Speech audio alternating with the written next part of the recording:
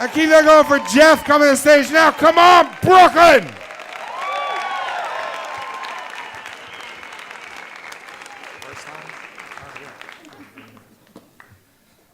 Hi. My head has been exactly the same size since I was in the 5th grade. I've just gained like 200 pounds. And since I'm here in Brooklyn talking about my feelings on stage, it's safe for all of y'all to assume that I was bullied at that age. Since you're here, it's safe to assume that you guys were bullied here. We're all in this together.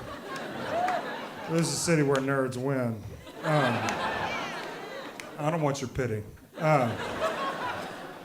But, you know, the kids in mine, I went to a special school for kids with enormous heads, but when I was in my neighborhood, the kids were mean. They held my sister underwater at the pool way longer than I ever would have. I knew her limits. That's blood. They were outsiders.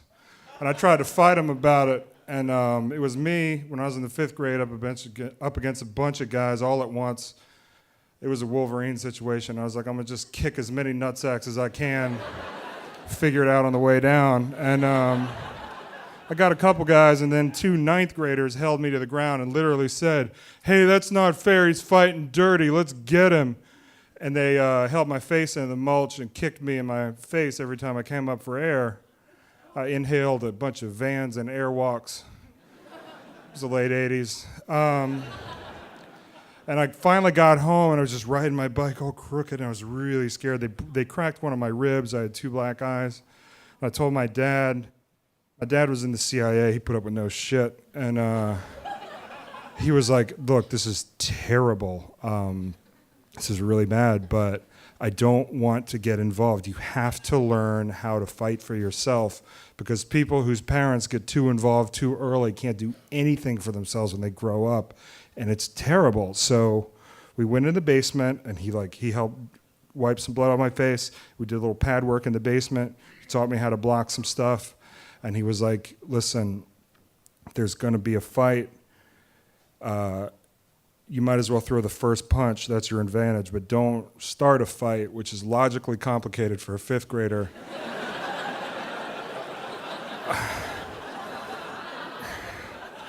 Dad bought me a lot of new glasses that year, but then one time I was coming home from the bus, and all those guys circled me, and they pulled out a switchblade, and they popped it, and they held it up to my arm, and they dragged it like this, and all the stuffing started coming out of my coat, and they said, did you save a little lunch for us today, Jeffrey? Did you? And I've always had a sharper tongue than survival instinct, so I just said, no, dumbass, you should have robbed me before lunch. And they shoved me, and I ran home, and I was terrified, shaking and crying on the bed of my dad's pickup truck. And then my dad said, what are you doing out here? And I told him, and he's like, oh no, follow me. And we were walking up the driveway real quick. And he was like, and I was like, I thought you said you weren't going to get involved. He goes, this is different. There's a line. And he goes up to the kid, 9th grade kid, adult man, walks up to him. The kid's like playing with a switchblade and sitting on a skateboard. My dad just goes, boom, and kicks him on the ground and pins him like a cockroach. And the kid is just flopping around. He's got his foot on his stern because this is really fucking fun, picking on somebody smaller than me. I see why you're into it. And he was like, give me the switchblade. And I went for it. And he goes, not you. Nobody in this family's getting fingerprints on a switchblade. You pick it up. And he takes it like that. And he's like, uh-huh. He throws it in the gutter. And he says, I would hate for anybody's parents to have to find out about this. And they were like, no, we're not telling our parents. Not like I would hate for people to find out because I would go to jail. And we were going home, and I said, Dad, what?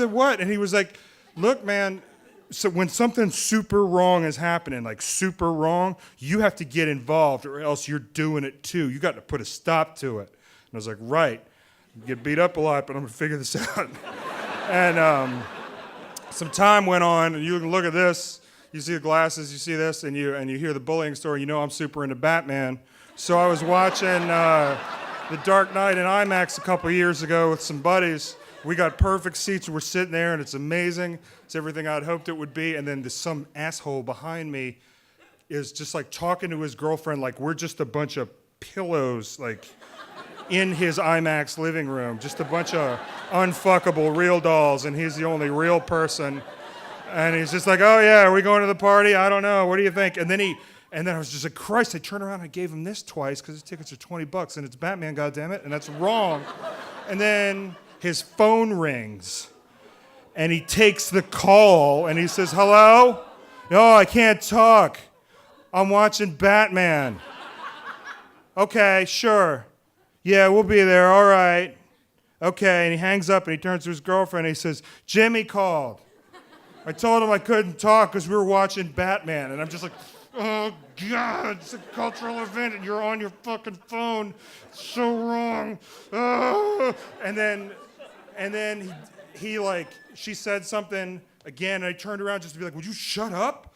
And I just put my hand on his knee like that, and he went for my face real quick. And I just remembered all those years of people lunging for my glasses, so I blocked it and threw a punch back. Just the training kicked in. And then,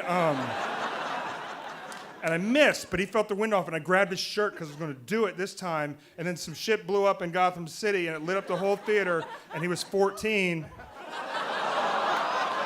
And I was an adult man about to punch a teenager in the face at a Batman movie. So I just let it go.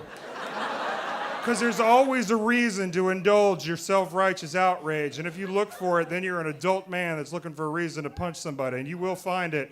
And then the cops will come, and you will have to tell them, no, I had a great reason, but it's really a rich tapestry that started 20 years ago. Just go ahead, guys. Thanks.